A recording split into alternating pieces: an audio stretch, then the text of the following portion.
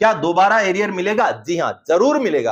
अगर 8 वाले को 1,72,328 मिला, मुझे केवल 55,000 ही मिला। तो इसी कमी को दूर करने के लिए मैं बीच बीच में आपको कई सारे ऐसे उपाय, ऐसे रास्ते बताता रहता हूं, जिससे कि आपको पता चले कि आपका सही एंटाइटलमेंट क्या है और आपको वो सही एंटाइटलमेंट मिलता रहे। क्या आपको भी ओआरओपी क्या एरियर कम मिला समय, जिसकी वजह से आपको गलत दिया गया हो, बाद में सही तो हो गया लेकिन आपका एरियर का रिवीजन हुआ नहीं? नमस्कार, वंदे मातरम।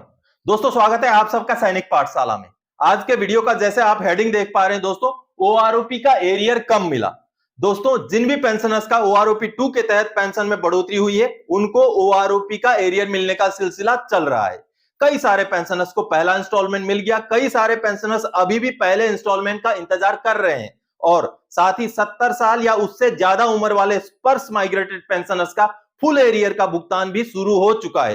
तो ऐसे में यह सबसे बड़ा और जरूरी मुद्दा है दोस्तों कि आपको यह पता होना कि क्या आपको आपका सही एरियर मिला। तो आज इस वीडियो में इसके बारे में जानकारी लेंगे। तो दोस्तों, इससे पहले कि वीडियो में आगे बढ़े, मेरा आप सबसे आग्रह है, अगर सैनिक पाठशाला चैनल में आप पहली बार विजिट कर रहे हैं या चैनल को अभी तक सब्सक्राइब नहीं किया है, तो चैनल के साथ जुड़े रहने के लिए, आपके हक, आपके एंटाइटलमेंट के बारे में पता करते रहने के लिए चैनल को सब्सक्राइब जरूर करें। तो चलिए दोस्तों, आगे बढ़ते हैं। दोस्तों, अभी ओआरओपी का चूंकि एरियर मिल रहा है, तो ऐसे में आपको यह पता होना जरूरी है कि आपको सही एरियर मिला या नहीं मिला।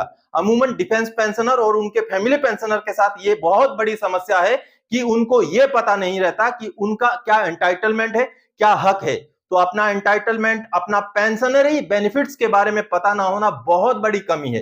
तो इसी कमी को दूर करने के लिए मैं बीच बीच में आपको कई सारे ऐसे उपाय, ऐसे रास्ते बताता रहता हूं, जिससे कि आपको पता चले कि आपका सही एंटाइटलमेंट क्या है और आपको वो सही एंटाइटलमेंट मिलता रहे। तो दोस्तों, इससे पहले कि वीडियो में आगे बढ़े, मैं आप सबको कुछ मैसेजेस दिखाना चाहूंगा। अब ये सबसे पहला जो मैसेज आप देख पा रहे हैं दोस्तों, जिसमें व्यूअर ने मुझे ये बोला है, मेरी मदर को पीएनबी बैंक से पेंशन मिलते हैं सर, 30 अप्रैल 2023 तारीख को ओआरओपी एरियर मिला है 15,595, लेकिन ओआरओपी टेबल बेसिस पर मेरी मां को 54,370 मिलना था। सीपी ग्राम्स में कैसे ग्रीवेंस डालना है सर और क्या लिखना है सर, आप थोड़ा बता देते तो बहुत अच्छा होता प्लीज। अब अगला मैसेज आप देखिए, जिसमें व्यूअर ने यह बोला है, नमस्ते सर, मेरी मदर फैमिली पेंशनर है, उनको 8 मार्च को 83,918 रुपीज का एरियर मिला, जबकि टोटल एरियर ओआरओपी 2 का 1,32,000 अप्रोक्सीमेटली होना है। According to honourable Supreme Court order, family pensioner को एक ही किस्त में फुल एरियर पेड कर देना था 30 अप्रैल 2023 तक। यानी कि अगर इनके हिसाब से 1,32,000 हो रहा है, तो जो ये 83,000 रुपए मिला, ये तो ना तो फर्स्ट इंस्टॉलमेंट बन रहा है, ना तो पूरा एरियर बन रहा है। तो इस तरीके से दोस्तों, अब और एक मैसेज है, ये देखिए, सर बहुत बहुत आशीर्वाद आपको, मेरा एरियर पहले तो 19,200 आया था, अभी कल 38,450 दोबारा आ गया है। आपके बताए हुए कार्रवाई से आपको कोटि कोटि प्रणाम, आपसे गाइडेंस नहीं मिलता तो ये वाला पैसा शायद नहीं मिल पाता, थैंक यू। ये भी फैमिली पेंशनर है। तो दोस्तों, आपको अगर ओआरओपी का एरियर मिल गया है, चाहे फुल एरियर मिला हो, चाहे 70 इयर्स के ऊपर वाले आप हैं, आपको फुल एरियर मिला हो, चाहे आपको फर्स्ट इंस्टॉलमेंट मिला हो, चाहे आप फैमिली पेंशनर हो, तो आपको यह जानकारी होना कि सही मिला है या गलत मिला है, वो बहुत ज्यादा जरूरी है। क्योंकि अगर आपको सही नहीं मिला, तो आप समय रहते कार्रवाई करें और आपका जो बचा हुआ पैसा है वो भी आपको मिल जाए। जैसे कि अभी 3 नंबर वाले मैसेज में आपने देखा कि उन्होंने जो पहले मिला तो उनको लगा कि वो गलत था, मुझसे संपर्क हुआ, मैंने उनको बताया उपाय, उसके बाद उन्होंने ग्रीवेंस डाला, उसके बाद जाकर के उनको दोबारा से ओआरओपी का एरियर मिला, जिससे उनको उनका पूरा हक मिल पाया। तो दोस्तों, चलिए आगे बढ़ते, कुछ चीजें मैं बोर्ड पे समझाता हूं। क्या आपको भी ओआरओपी का एरियर कम मिला? जो भी मिला है वो आपको चेक जरूर करना चाहिए कि सही मिला है या गलत मिला है। चलिए दोस्तों, 7 वाले को 1,72,328 मिला, मुझे केवल 55,000 ही मिला। यह भी समस्या है कि 7 वाले को तो 1,32,000 या 1.5 लाख मिला, लेकिन मुझे 55,000 या 60,000 मिला। तो दोस्तों, इसमें तो कुछ नहीं कर सकते। आपको सबसे पहले समझने की जरूरत है, 7 वाले की पेंशन में बढ़ोतरी कितनी की हुई है। उनको हो सकता है महीने में 2,000 रुपए की बढ़ोतरी हुई हो सकता है आपके पेंशन में महीने में 800 रुपए की बढ़ोतरी हुई हो। तो उस बढ़ोतरी को देखना पड़ेगा। तो उस बढ़ोतरी के बेस पे ही हम बोल सकते हैं कि आपका ओआरओपी का एरियर कितना बनेगा। तो हो सकता है 7 वाले से आपका डिफरेंस हो सकता है आपके ही 7 वाले आपसे भी कम एरियर ले रहे हो, ऐसा भी हो सकता है। तो चलिए आगे बढ़ते हैं अगला पॉइंट की ओर। ये कार्रवाई किया और एरियर दोबारा मिल गया। अब आपने जो तीसरा मैसेज मैंने आपको दिखाया था, उन्होंने सीपी ग्राम्स में ग्रीवेंस डाला, उन्होंने बकायदा अपना कैलकुलेशन शीट बनाया। पहले मेरा पेंशन इतना था, बेसिक पेंशन, अभी इतना हुआ है, डिफरेंस इतना होता है और इस डिफरेंस के हिसाब से मेरा टोटल एरियर इतना होना चाहिए था, लेकिन मुझे सिर्फ इतना दिया गया, बाकी का अमाउंट देने का कष्ट करें। इस तरीके से लिख करके जब उन्होंने सीपी ग्राम्स में ग्रीवेंस डाला, तो उस ग्रीवेंस के डालने के 1-1.5 महीने के बाद उनको उनका बचा हुआ एरियर का पैसा मिल गया। तो इस तरीके से आपका भी हो सकता है कि बचा हुआ, ऐसा जरूरी नहीं कि सभी का ऐसा हुआ हो, क्योंकि अमूमन ऐसी गलतियां, टेक्निकल एरर्स हो सकते हैं। तो इस वजह से आपको कम से कम आपका एरियर, आपका बढ़ा हुआ पेंशन चेक करना बहुत ज्यादा जरूरी है दोस्तों। अगला पॉइंट दोस्तों, कैसे पता चलेगा सही या गलत। अब इसमें सबसे बड़ा इंपॉर्टेंट चीज है, आप समझिएगा। मान लीजिए आपका बेसिक पेंशन, मैं बेसिक पेंशन की बात कर रहा हूं, कुल डीए-डीआर को जोड़ करके नहीं। मान लीजिए आपका बेसिक पेंशन में बढ़ोतरी 1000 रुपए का हुआ है, पर मंथ 1000 रुपए का हुआ है बेसिक पेंशन में। अब इसको 52.26 से मल्टीप्लाई कर दीजिए, गुणा कर दीजिए। अब ये निकलता है आपका दिसंबर 2022 तक का पूरा, जिस समय में जितना डीए-डीआर था वो पूरा कैलकुलेशन लग करके आपको दिसंबर 2022 तक का पूरा एरियर मिलेगा। जब 17% था, जब 32% हुआ, जब भी 34 या 38% हुआ डीआर, पूरा कैलकुलेशन इसमें इंक्लूडेड है दोस्तों।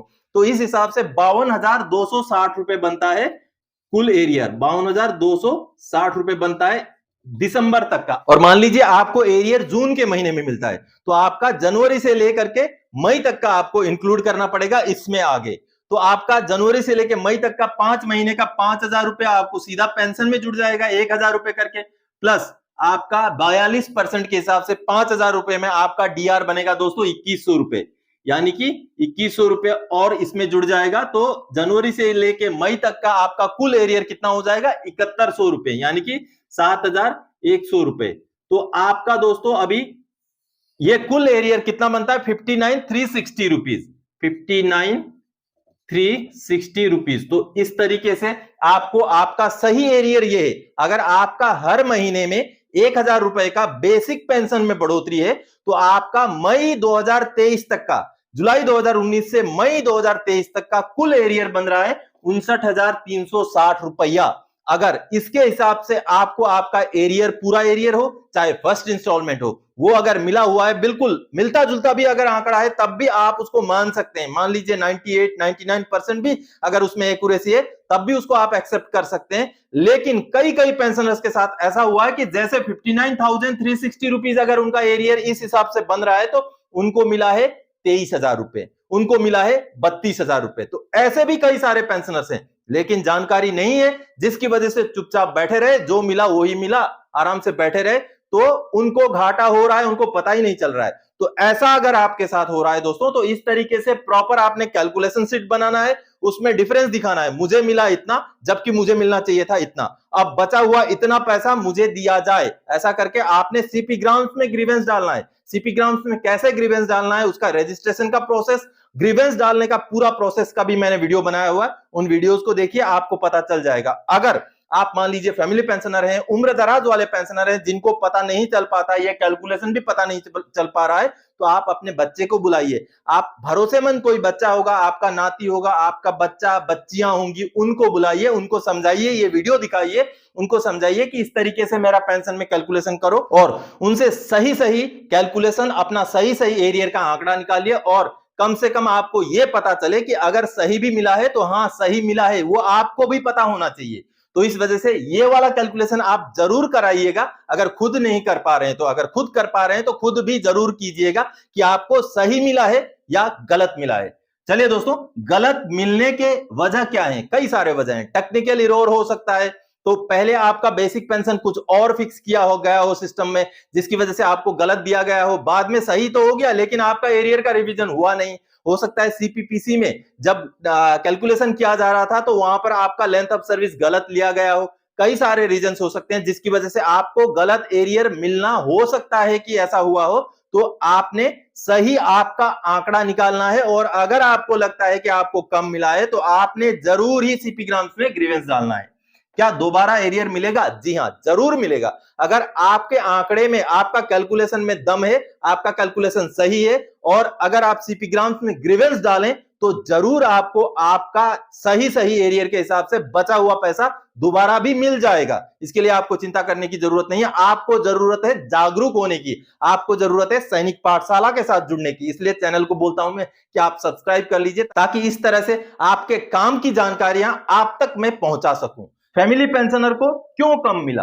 तो दोस्तों सभी के साथ रीजन यही है। हो सकता है गलत कैलकुलेशन हुआ, हो सकता है आपका लेंथ ऑफ सर्विस, आपका रैंक गलत अपडेटेड हो सीपीपीसी में या स्पर्श में, जिसकी वजह से आपको हो सकता है गलत मिला है। तो इसके लिए तो आपको ही जागना पड़ेगा, और आप जागेंगे तभी आपका हक, आपका सही एंटाइटलमेंट आपको मिल पाएगा दोस्तों।